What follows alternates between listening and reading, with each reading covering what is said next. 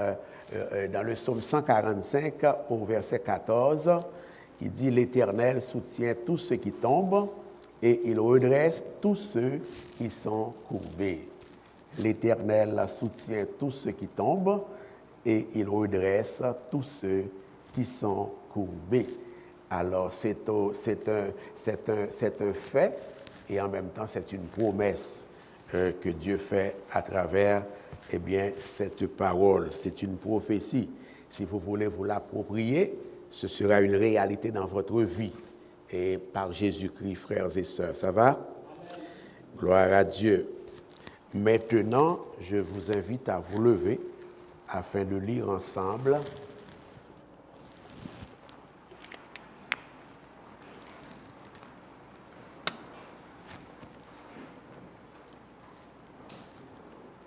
Nous allons faire la lecture dans Colossiens chapitre 2. Nous allons lire simplement les versets 6 et 7 à la gloire de notre Dieu. Colossiens chapitre 2, versets 6 et 7.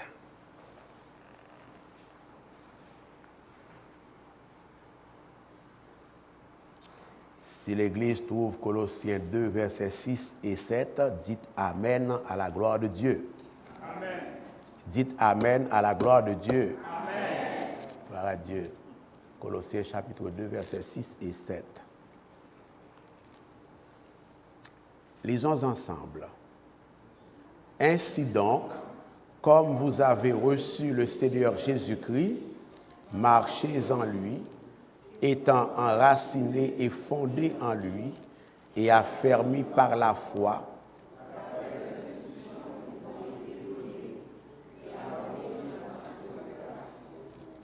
Nous allons relire ensemble, histoire de pouvoir écouter tout le monde, frères et sœurs.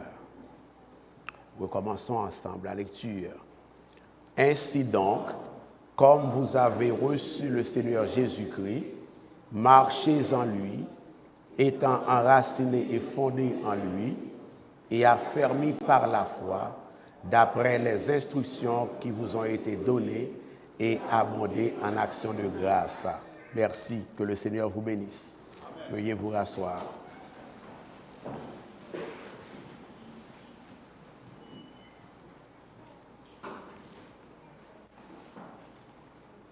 Abonder en actions de grâce envers l'Éternel, telle est notre responsabilité.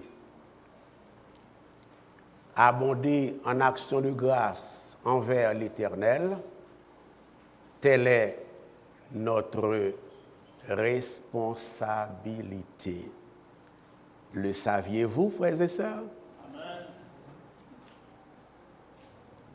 Ceux qui sont familiers avec les épîtres de Paul, les écrits de Paul,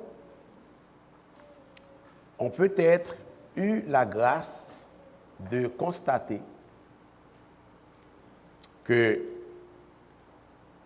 l'action de grâce, la louange, c'est l'un des thèmes dominants de la théologie de Paul.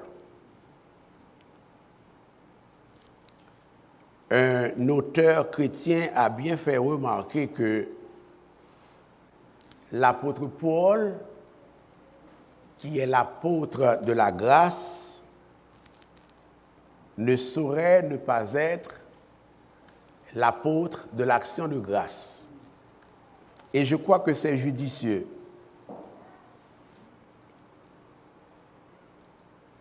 Rien que dans l'épître aux Colossiens, frères et sœurs, pour vous donner un exemple, l'épître aux Colossiens, qui est un texte de seulement 4 chapitres,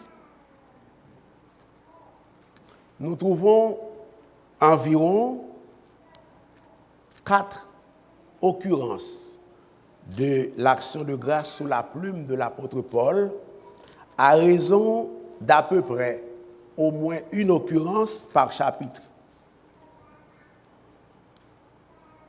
S'adressant aux chrétiens de Colosse, dans Colossiens chapitre 1er, le verset 3, frères et sœurs, l'apôtre Paul mentionne la réalité de l'action de grâce à Dieu quant à sa vie personnelle en disant « Nous rendons grâce à Dieu, le Père de notre Seigneur Jésus-Christ, et nous ne cessons de prier pour vous. »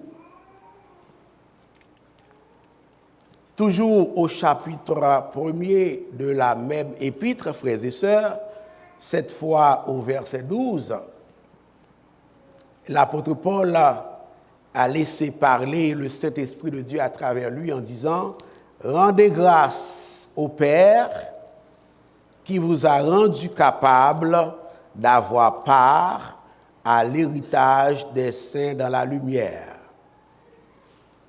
Une troisième occurrence de l'action de grâce, trouvée uniquement dans l'épître de Saint Paul aux Colossiens, est localisée au chapitre 3, le verset 17, où Paul dit aux frères et sœurs de Colosse, « Quoi que vous fassiez en parole ou en œuvre, faites tout cela au nom du Seigneur Jésus, en rendant par lui des actions de grâce à Dieu le Père. » Par ailleurs, frères et sœurs, l'apôtre Paul reprend la même responsabilité de l'action de grâce pour le chrétien au chapitre 4, le verset 2, en disant « Persévérez dans la prière et veillez-y avec action de grâce. » Finalement, frères et sœurs, mes bien-aimés, dans le passage qui nous intéresse ce matin, à savoir le chapitre 2, les versets 6 et 7 de l'épître de Saint Paul aux Colossiens, Saint Paul encourage les frères et sœurs de Colosse à l'action de grâce en leur disant, vous l'avez lu avec moi tout à l'heure, « Ainsi donc, comme vous avez reçu le Seigneur Jésus-Christ, marchez en lui, étant enracinés et fondés en lui, et affermis par la foi, d'après les instructions qui vous ont été données. » Première exhortation, premier encouragement, et deuxième exhortation, deuxième encouragement, et abonder en action de grâce. Paul demande aux frères et sœurs de Colosse de faire deux choses. Marcher en Jésus et abonder en action de grâce. L'aurez-vous remarqué, frères et sœurs? Marchez en lui et abondez en action de grâce. Les deux recommandations pauliniennes sont importantes, frères et sœurs. Cependant, j'aimerais vous entretenir de la deuxième recommandation, à savoir abonder en action de grâce. L'idée est de commencer à vous mettre dans l'ambiance spirituelle de notre temps d'action de grâce qui avance à grands pas dans la congrégation. Mon objectif est de vous préparer à rentrer dans cette période spéciale de grâce en connaissance de cause. Je vais surtout enseigner cet après-midi plutôt que de prêcher. Je veux m'assurer que vous puissiez entrer dans cette période, dans cette fin de semaine d'action de grâce en connaissance de cause, c'est-à-dire avec une bonne compréhension des fondements bibliques de l'action de grâce et ultimement avec une bonne compréhension de la nécessité pour nous en tant qu'Église locale de continuer d'abonder en action de grâce envers l'Éternel. C'est le contrat didactique que j'ai avec vous pour cette matinée, frères et sœurs. Nous allons voir quelques raisons pour lesquelles nous avons la responsabilité d'abonder en action de grâce. Mais avant, voyons ce que signifie abonder en action de grâce. L'action de grâce, c'est une expression de gratitude envers Dieu. L'action de grâce, c'est un acte par lequel, frères et sœurs, l'enfant de Dieu, le croyant, le fidèle, fidèle ça veut dire celui qui a la foi, le fidèle exprime son appréciation, son contentement, sa joie, son allégresse, sa reconnaissance envers Dieu pour ce que Dieu est et pour ce que Dieu fait. Est-ce que l'Église comprend? Pour ce qui est de la signification de l'expression abonder en action de grâce, je crois que nous sommes mieux servis si nous nous laissons éclairer par 6 traductions bibliques différentes de l'expression. Paul dit « marcher en lui et abonder en action de grâce » dans la version seconde, dans la traduction seconde,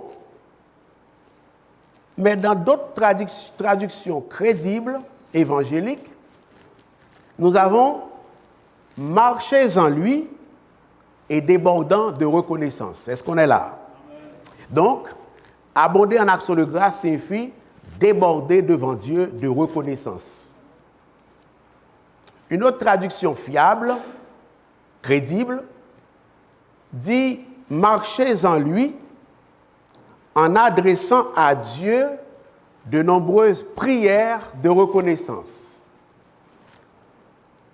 Une troisième traduction nous dit « marchez en lui et remerciez Dieu avec beaucoup d'ardeur ».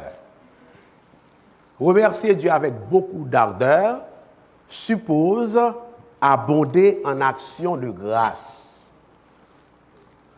Déborder de reconnaissance suppose abonder en action de grâce. Adresser à Dieu de nombreuses prières de reconnaissance suppose abonder en action de grâce. Une 5e traduction nous dit « marchez en lui et débordant d'action de grâce ». Abonder en action de grâce, c'est déborder d'action de grâce. C'est l'expression de trop plein de grâce. C'est le chrétien qui est comme un récipient spirituel, qui est rempli de la grâce de Dieu et qui déborde de grâce. Un peu comme quand vous versez du liquide dans un récipient, le récipient est plein, et puis il y en a de ce liquide-là qui tombe par terre. Est-ce que l'Église est là? Donc, abonder en action de grâce, c'est un retour de grâce à l'Éternel. Ça va, frères et sœurs? C'est le chrétien qui est conscient d'être tellement rempli de la grâce de Dieu et qui maintenant, dans la présence de Dieu, déborde de grâce. Et il y a une 6e traduction qui nous dit « marchez en lui et soyez pleins de reconnaissance ». Vendredi prochain, c'est ce que vous viendrez faire. Vous viendrez déborder de grâce dans la présence de l'Éternel. Est-ce que ça va? Amen. Samedi prochain, Dieu voulant, c'est ce que vous viendrez faire. Vous viendrez épandre vos cœurs devant Dieu en exprimant votre trop plein de grâce vis-à-vis de ce Dieu de grâce qui vous a comblé de tant de grâce. Est-ce que l'Église est là? Amen. Maintenant, voyons quelques raisons pour lesquelles nous sommes appelés à déborder de grâce dans la présence de Dieu.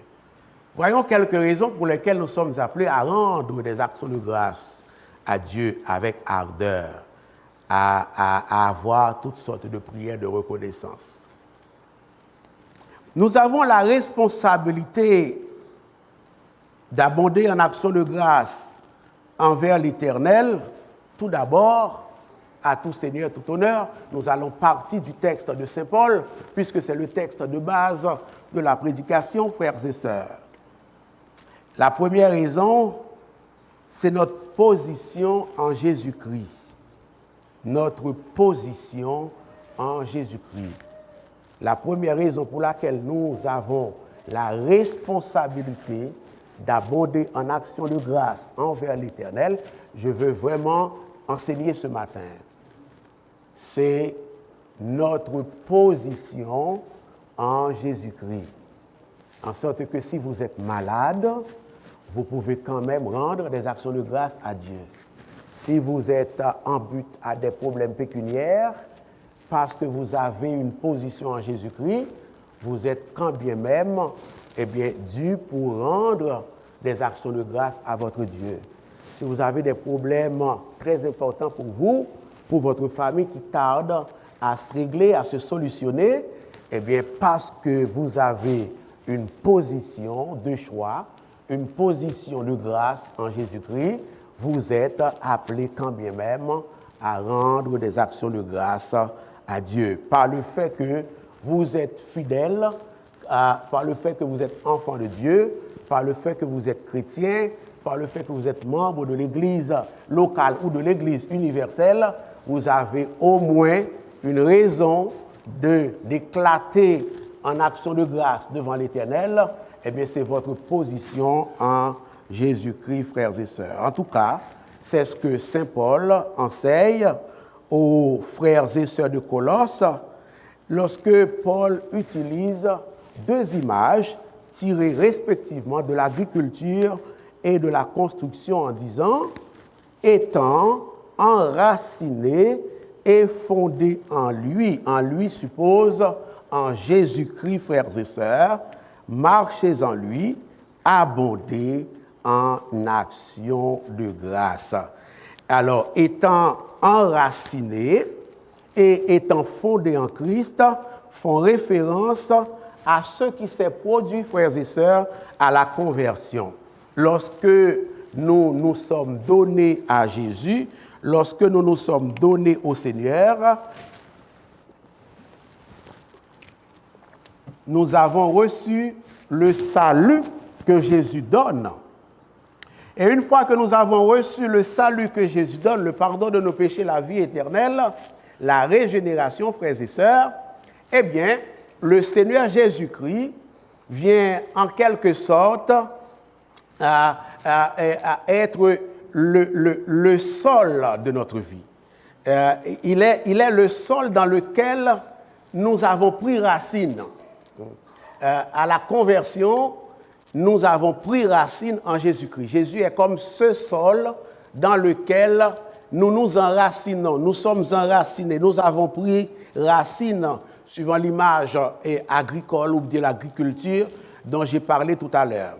Et toujours suivant l'image de la construction, cette fois, Jésus-Christ, à la conversion, est devenu le rocher. J'ai parlé de sol, j'ai parlé de terrain, mais aussi, ici, je parle de rocher. Jésus-Christ devient le rocher, le fondement, ou bien le socle de notre vie chrétienne, de notre existence chrétienne, frères et sœurs. Et dès lors, notez bien, le sol dans lequel nous sommes enracinés, Paul dit, marchez en lui, étant enracinés et fondés en lui. Et maintenant, nous expliquons qu'est-ce que Paul a en tête quand il présente cette position d'enracinement du chrétien en Christ comme étant une raison pour laquelle les frères et sœurs de Colosse sont invités à abonder en action de grâce, frères et sœurs. Lorsque nous sommes venus au salut, nous les chrétiens, nous puisons notre vie en Christ. Ou alors notre vie dépend de Christ. Notre croissance dépend de Christ. Notre succès dépend de Christ. Notre progrès dépend de Christ. Notre sécurité dépend de Christ, frères et sœurs. Et les fruits que nous sommes appelés à porter aussi viennent du Christ parce que c'est en lui que nous sommes enracinés. C'est lui qui est le sol de notre vie, frères et sœurs. Christ étant notre enracinement et notre fondement spirituel, Paul est en train de nous dire ici que non seulement notre croissance, notre sécurité est garantie, mais également le diable, le malin, l'adversaire, ne peut pas avoir la victoire sur nous parce que celui en qui nous sommes enracinés, l'ennemi ne peut pas avoir la victoire sur lui, frères et sœurs. Est-ce qu'on est là? Cette description de la vie du chrétien en relation avec le Seigneur Jésus-Christ ou en relation à sa position en Jésus-Christ, frères et sœurs, que l'apôtre Paul nous donne, constitue pour lui la raison pour laquelle il nous invite à abonder en action de grâce. En d'autres termes, en raison de l'assurance de notre salut, à l'instar des frères et sœurs de Colosse, frères et sœurs, nous sommes encouragés à abonder en action de grâce envers l'Éternel. L'apôtre Paul ne veut pas que vous et moi, nous nous contentions juste d'être chrétiens. Il veut que les vérités de l'évangile de Jésus-Christ, qui réchauffent le cœur du chrétien, qui réchauffent notre cœur et nourrissent notre espérance chrétienne, nous motivent, nous poussent, nous fassent prendre conscience de la responsabilité que nous avons d'exceller, voire d'exploser en louange, en expression de reconnaissance envers Dieu par Jésus-Christ, l'auteur et le gardien par excellence, frères et sœurs, de notre foi et de notre âme. Dans la perspective de l'apôtre Paul, l'action de grâce, c'est notre réponse au bienfait du salut que nous avons reçu de la part de Dieu en Jésus-Christ, notre Seigneur, frères et sœurs.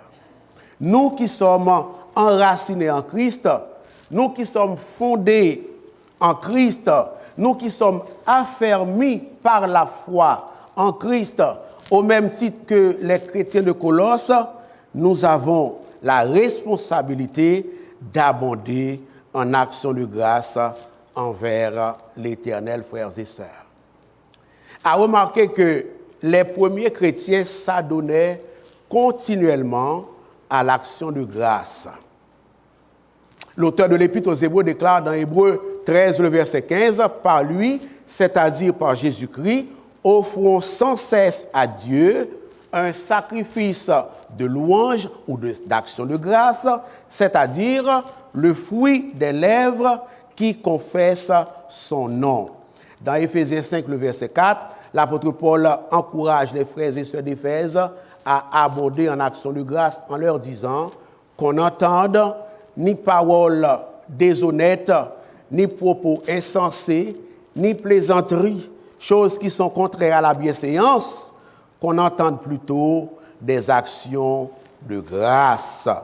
Et dans Éphésiens 1er, le verset 3, Saint Paul dira à ses mêmes frères et sœurs, « Béni soit Dieu, le Père de notre Seigneur Jésus-Christ, qui nous a bénis de toutes sortes de bénédictions dans les lieux célestes, frères et sœurs. » Nous pouvons dire ce matin la même chose des serviteurs et des servantes de Dieu de l'Ancien Testament. Toutes les personnalités marquantes de la Bible sont présentées dans les écrits bibliques canoniques comme étant des gens qui avaient la responsabilité ou alors qui étaient conscients de leur responsabilité de rendre grâce continuellement à Dieu, frères et sœurs, pour les prodiges, les merveilles, les bienfaits, les bénédictions que Dieu a réalisées. Dans le psaume 69, par exemple, au verset 31-32, il est écrit « Je célébrerai le nom de Dieu par des cantiques, je l'exalterai par des louanges. Cela est agréable à l'Éternel, plus qu'un taureau avec des cornes et des sabots. » Non seulement nous devons abonder en action de grâce envers l'Éternel en raison de notre position en Christ, c'est-à-dire en raison du fait que nous sommes plantés et enracinés en Jésus-Christ, nous sommes appelés aussi à exercer, à jouir du privilège de la responsabilité de l'action de grâce envers Dieu pour la victoire qu'il nous accorde par Jésus-Christ notre Seigneur. Victoire sur le péché, victoire sur la mort. 1 Corinthiens 15, verset 57, Paul nous dit « Grâce soit rendue à Dieu qui nous donne la victoire par notre Seigneur Jésus-Christ. » Le contexte suggère la victoire sur le péché et sur la mort parce que le 1 Corinthiens chapitre 15 traite de cette victoire que nous avons en Christ et dans l'espérance de la résurrection et autres par rapport à la mort, frères et sœurs. Vous pourrez lire le texte à la maison. La parole de Dieu nous invite à abonder en action de grâce, non seulement envers l'Éternel, non seulement en raison de la victoire qu'il nous donne sur le péché et la mort, non seulement par le fait que nous avons une position de choix, de grâce, de victoire, de sécurité, de protection en Christ, mais également, frères et sœurs, la parole de Dieu nous invite à abonder en action de grâce pour la consolation dont nous sommes l'objet de la part de Dieu dans nos moments d'affliction. Y a-t-il quelqu'un durant l'année écoulée qui a fait l'objet de la consolation divine dans des temps d'affliction? Levez la main. Il n'y en a pas? Gloire à Dieu. Mais s'il y en a au moins une personne, c'est une raison pour laquelle vous viendrez rendre des actions de grâce à Dieu la semaine prochaine. L'apôtre Paul nous dit dans 2 Corinthiens chapitre 1er, verset 3 à 4a, « Béni soit Dieu, voilà l'action de grâce, béni soit Dieu, le Père de notre Seigneur Jésus-Christ, le Père des miséricordes et le Dieu de toute consolation, qui nous console dans nos afflictions. » Béni soit Dieu. Donc, c'est Paul rend grâce à Dieu pour la consolation dans les temps d'affliction. Non seulement il faut rendre gloire à Dieu, action de grâce à Dieu, il faut déborder d'action de grâce envers Dieu. Non seulement il faut abonder en action de grâce envers l'Éternel pour la consolation qu'il nous donne dans nos moments noirs, dans nos moments de ténèbres, non seulement pour notre position en lui, non seulement pour la victoire qu'il nous donne sur le péché et la mort, mais également, frères et sœurs, nous avons besoin de prendre conscience chaque jour davantage de la responsabilité d'abonder en action de grâce envers l'Éternel pour l'exaucement de nos prières. Y a-t-il quelqu'un qui, dans les années passées, ou l'année passée en particulier, a fait l'expérience de l'exaucement de ses prières et de la part du Seigneur, frères et sœurs? Chaque fois que Dieu exauce nos prières, nous ne devons pas oublier d'abonder en action de grâce devant Dieu. Amen.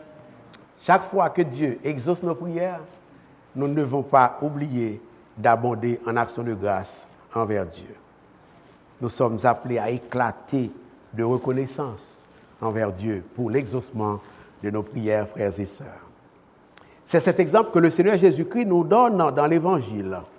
Jean chapitre 11, verset 41, entre autres, ils ôtèrent donc la pierre aux ordres du Christ, frères et sœurs, à l'instruction du Christ, et Jésus leva les yeux en haut et dit, Père, je te rends grâce de ce que tu m'as exaucé. Donc le Seigneur nous donne ce modèle de service, ce modèle d'adoration, ce modèle d'abondance dans l'action de grâce, en ce que lui-même prie Dieu le Père d'avoir exaucé ses prières, frères et sœurs, mères bien-aimés. Nous devons non seulement rendre des actions de grâce à Dieu pour l'exaucement de nos prières, pour notre position en lui, pour la victoire qu'il nous donne sur le péché, et également pour la consolation dont nous sommes l'objet dans nos afflictions, mais également nous devons rendre des actions de grâce. Nous sommes appelés à exercer la responsabilité chrétienne d'abonder en actions de grâce, frères et sœurs, pour la sagesse et la force que Dieu nous donne. S'il y a des gens dans l'Assemblée qui ont fait l'expérience du don de la sagesse, de la force de Dieu, dans l'année passée, dans les années passées, alors soyez avisés, soyez informés que c'est une raison pour laquelle vous viendrez vendredi prochain, Dieu voulant, samedi prochain, Dieu voulant, dimanche matin, Dieu voulant, remercier le Seigneur, déborder de grâce devant ce Dieu de grâce qui vous a comblé de grâce, frères et sœurs. Daniel, chapitre 2, le verset 23, les écrits bibliques et canoniques nous laissent ce modèle de sujet d'action de grâce. Dans l'Ancien Testament, quand il est écrit « Dieu de mes pères, je te glorifie et je te loue. Donc, je te rends grâce de ce que tu m'as donné la sagesse et la force et de ce que tu m'as fait connaître ce que nous t'avons demandé, de ce que tu nous as révélé, le secret du roi, frères et sœurs. Il n'y a pas que la sagesse, la consolation, notre position en Christ, notre victoire sur le péché et sur la mort et qui devrait nous motiver à abonder en action de grâce devant notre Dieu, frères et sœurs. Nous devrions également abonder en action de grâce envers Dieu de ce qu'il nous fortifie. Saint Paul nous laisse cet exemple, ce modèle de sujet d'action de grâce dans 1 Timothée, chapitre 1er, le verset 12, quand Saint Paul dit, je rends grâce, voyez-vous, je rends grâce à celui, c'est-à-dire à Dieu le Père, qui m'a fortifié, à Jésus-Christ notre Seigneur, de ce qu'il m'a jugé fidèle en m'établissant dans le ministère.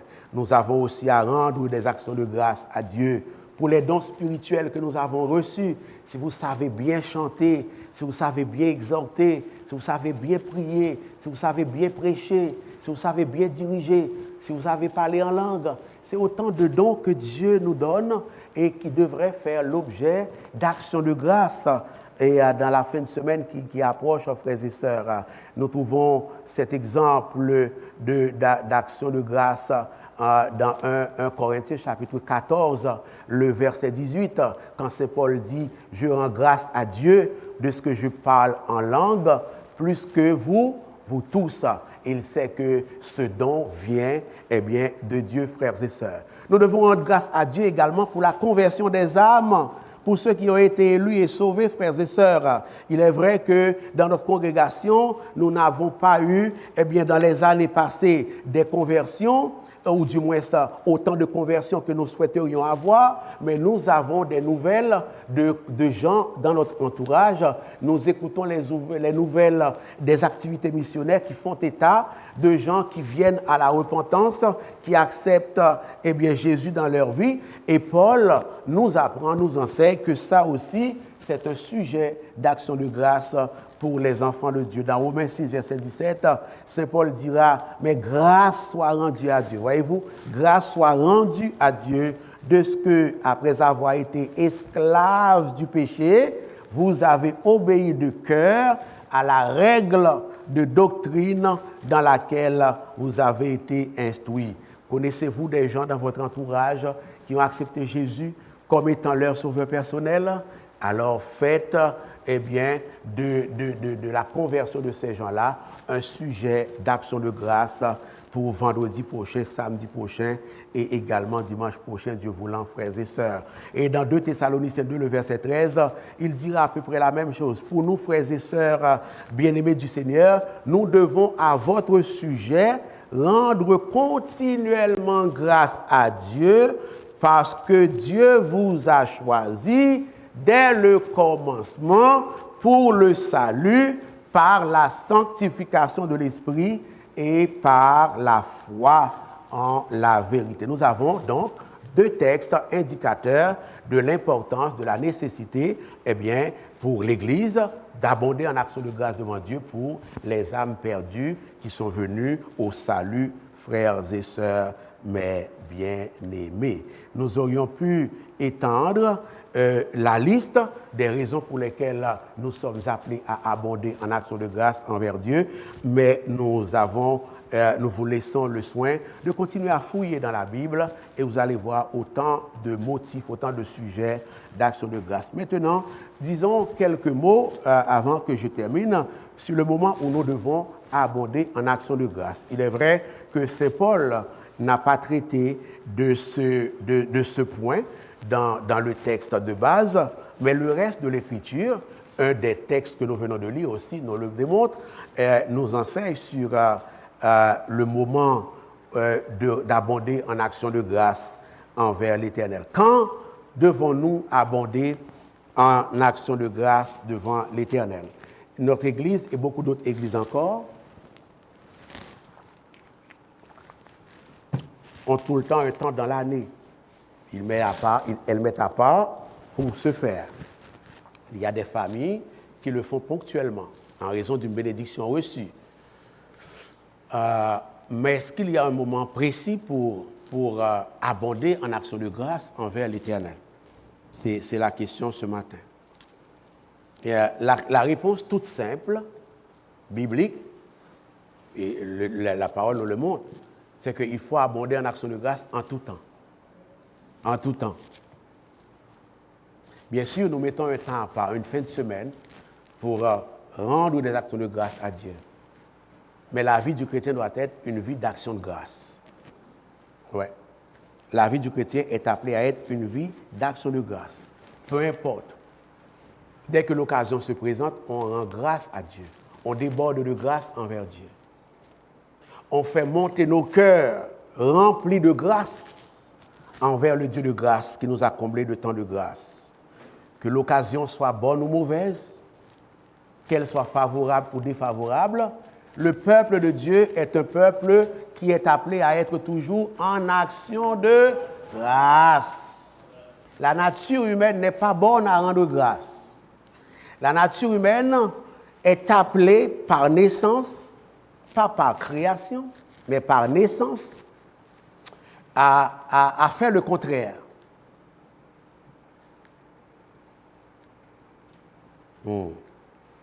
L'auteur du psaume 92 nous dit: il est beau de louer l'Éternel, donc de lui rendre grâce, et de célébrer ton nom au Très-Haut, d'annoncer le matin ta bonté et ta fidélité pendant les nuits. Chaque jour de notre vie doit commencer au lever du jour et se terminer par l'action de grâce. Parfois, ça peut être une prière très longue, une adoration très longue, suivant l'emploi du temps de chacun, mais le chrétien, ce n'est pas seulement la fin de semaine qui s'en vient qui est notre temps d'action de grâce. La fin de semaine qui s'en vient, c'est un temps mis à part spécialement pour dire à Dieu que nous allons le faire ensemble. Mais le matin, à midi, le soir, all day, all night, tous les matins, tous les jours, le peuple du Seigneur doit élever son cœur vers Dieu dans l'action de grâce. Merci Seigneur de ce que je suis un homme de Dieu. Je rends gloire à ton nom de ce que je suis un homme de Dieu. Merci de ce que je suis une femme de Dieu. Merci de ce que je suis un serviteur du Dieu vivant. J'ai beaucoup de problèmes, je suis malade, mais je suis un enfant de Dieu. Gloire à toi, Seigneur.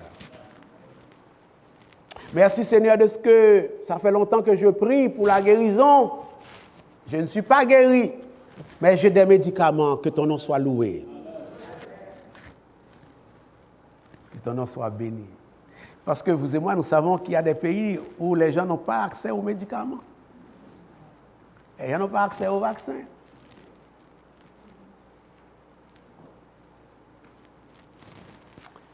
Frères et sœurs, j'aurais beaucoup à vous dire sur ce sujet d'action de grâce.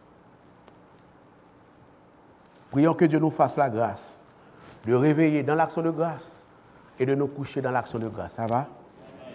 Prions. Le psalmiste dit dans le psaume 119, le verset 62, « Au milieu de la nuit, je me lève pour te louer à cause des jugements de ta justice. Ne vous inquiétez de rien, mais en toutes choses. » Donc ça suppose la continuation, la continuité de l'action de grâce. Mais en toutes choses, faites connaître vos besoins à Dieu par des prières et des supplications avec des actions de grâce. Tout ce que nous faisons doit être fait dans l'action de grâce. Avec action de grâce. Nous mangeons dans l'action de grâce. Nous finissons de manger dans l'action de grâce. Parfois, nous avons faim, moi inclus. Nous nous empressons à commencer à manger, mais avant, il faut remettre la nourriture entre les mains du Seigneur. Seigneur, merci de ce que tu m'as donné cette nourriture à manger. Merci de ce que tu me donnes la disposition pour la manger. Merci de ce que tu me donnes la santé pour la manger. Posséder la nourriture, c'est une chose, mais d'être capable de la manger, c'en est une autre, pas vrai? Il y a de ces nouvelles qu'on vient de recevoir. Il y a de ces situations que nous traversons qui nous empêchent de manger. La table est remplie de pain et de beurre, de rôti, mais nous n'avons pas de disposition interne pour manger. Ça va à l'église. Le fait d'être capable de manger, c'est un sujet d'action de grâce envers l'Éternel. Thessaloniciens chapitre 5. Rendez grâce en toutes choses, car c'est à votre égard la volonté de Dieu en Jésus-Christ, frères et sœurs. Ne regardons pas le verre à moitié vide, regardons le verre à moitié rempli. Ça va à l'église? Pour être capable d'abonder en action de grâce devant l'Éternel. Il y a un auteur qui a dit « L'action de grâce et la prière devraient être l'atmosphère spirituelle dans laquelle nous vivons, l'air que nous respirons. Et tout comme un homme continue à respirer pendant qu'il fait mille autres choses, sans jamais s'arrêter pour se demander comment s'accomplit la respiration, de même, nous pouvons, vous et moi, dit l'auteur, continuer à louer, à rendre grâce à Dieu, à le remercier et à le prier pendant que nous faisons mille autres choses, sans nous arrêter pour penser à la manière dont nous rendons grâce à Dieu. Autrement dit, il plaide, il milite pour une action de grâce instinctive. Est-ce que ça va à l'église? Instinctive. Automatique. Merci Seigneur. Vous devez savoir que quand vous dites merci Seigneur, vous rendez grâce. Hein? Parfois c'est plus long que d'autres. Merci Seigneur. Gloire à toi Seigneur. Et de quelle façon nous devons rendre grâce à Dieu? Nous avons regardé quelques raisons, nous avons regardé le moment, mais regardons rapidement la manière. Je vais le résumer pour vous. Nous devons rendre l'action de grâce à Dieu. Vendredi prochain, ou Palvin là, vous allez arriver ici vendredi prochain de 19h à 21h. Samedi, même chose. Dimanche matin, même chose. Et aussi dans vos, ça c'est pour le temps spécial d'action de grâce, mais dans vos temps d'action de grâce personnels, demandez à Dieu que vous soyez capable de lui rendre grâce dans l'Esprit Saint. Est-ce qu'on est là? Amen. C'est ça la manière. On rend grâce à Dieu dans l'Esprit.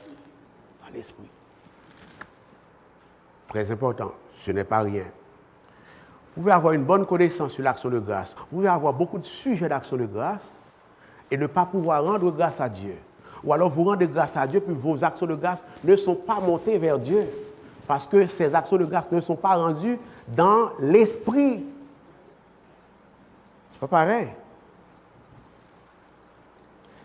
Éphésiens 5, verset 18 à 19, entre autres passages de l'écriture biblique. Ne vous enivrez pas de vin, soyez au contraire remplis de l'esprit. Mais oui. I know what about I'm talking. L'action de grâce se rend dans la plénitude de l'esprit. L'action de grâce se rend dans la plénitude de l'esprit. C'est pas en fait de je fais tout ce que je veux de ma vie, par ma vie, pour ma vie, avec ma vie, puis ma vie ici. Et puis, non, ça ne marche pas. L'action de grâce se rend dans la plénitude du Saint-Esprit de. C'est des cœurs remplis d'Esprit Saint, c'est des vies remplies, guidées par l'Esprit Saint. C'est des vies marchant selon l'Esprit Saint qui rendent des actions de grâce à Dieu. Amen. Sinon, c'est go perd son temps. Ok. Ne parlez pas de ça. Soyez au contraire remplis de l'Esprit, entretenez-vous par des psaumes, par des hymnes et par des cantiques spirituels, chantant et célébrant de tout votre cœur. Attention, pas juste de votre cœur, mais de tout votre cœur. C'est-à-dire de toute ta vie, de toute ta personne. Que tous les aspects de votre vie rendent des actions de grâce à Dieu. Ça va l'Église? Amen. Eh bien voilà, c'est ce que j'avais pour vous aujourd'hui. Continuons d'être reconnaissants envers Dieu pour sa grâce, pour son don d'amour, pour sa protection, sa sécurité, pour la guérison de nos maladies physiques, de nos maladies spirituelles, pour les médicaments qu'il nous donne, même s'il ne nous guérit pas. Continuons de remercier Dieu pour nos familles, notre Église, nos enfants. Continuons de remercier Dieu pour les prières qu'il n'a pas répondues encore. Parce que pendant qu'il ne répond pas à ses prières, il nous parle à travers les temps difficiles. Il nous donne des révélations.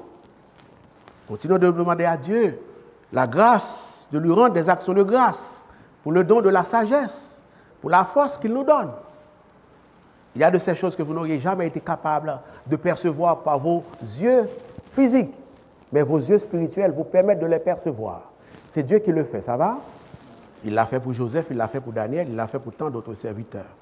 Continuons à remercier notre Dieu pour la vie physique, la longévité des enfants, des petits-enfants, et j'en passe. Qu'il en soit ainsi pour nous tous, et que le Seigneur nous bénisse ensemble.